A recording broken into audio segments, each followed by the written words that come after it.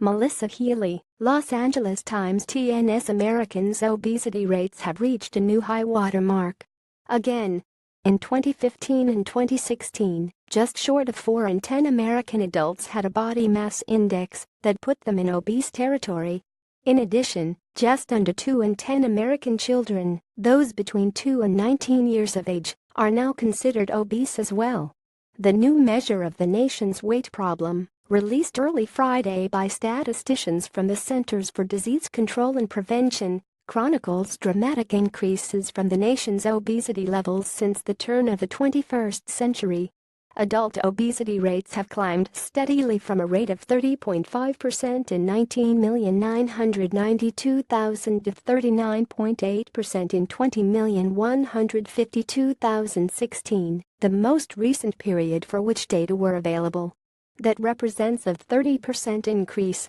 Children's rates of obesity have risen roughly 34% in the same period, from 13.9% in 19,992,000 to 18% in 20,152,016.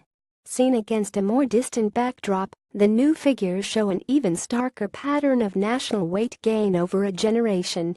In the period between 1976 and 1980, the same national survey found that roughly 15% of adults and just 5.5% of children qualified as obese.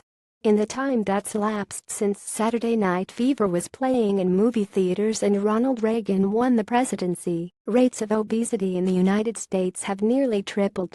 The new report, from the CDC's National Center for Health Statistics, measures obesity according to body mass index. This is a rough measure of fatness that takes a person's weight measured in kilograms and divides it by their height, measured in meters squared. For adults, those with a BMI between 18.5 and 24.9 are considered to have a normal weight. A BMI between 25 and 29.9 is considered overweight, and anything above 30 is deemed obese. Obesity rates for children and teens are based on CDC growth charts that use a baseline period between 1963 and 1994. Those with a BMI above the 85th percentile are considered overweight, and those above the 95th percentile are considered obese. The report underscores a continuing pattern of racial and ethnic disparities when it comes to weight. Obesity rates among African Americans and Latinos have been consistently higher than those seen in whites, and the new survey shows no change in that pattern. In adult Latinos and non-Hispanic Blacks, obesity rates for 20,152,016 were 47% and 46.8%, respectively.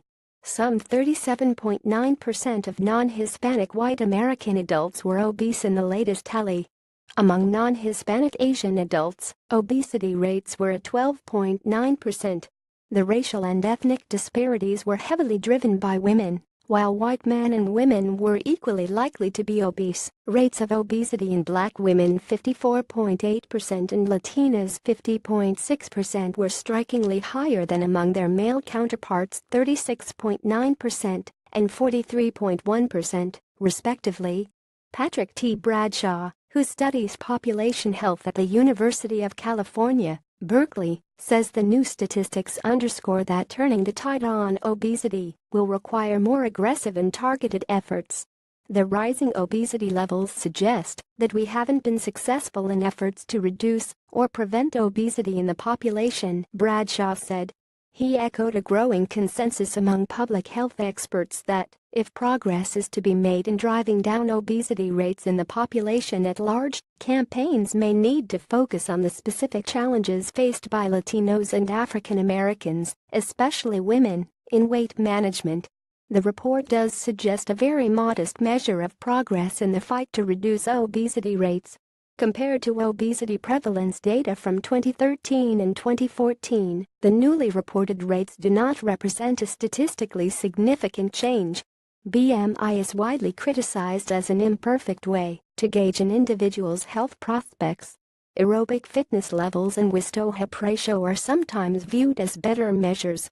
But the BMI's near ubiquitous use in research on weight and disease risk has yielded unmistakable evidence of obesity's dangers. In large populations, research has shown higher rates of obesity shorten lives and drive up the incidence of cancer, cardiovascular disease and chronic conditions such as diabetes and arthritis.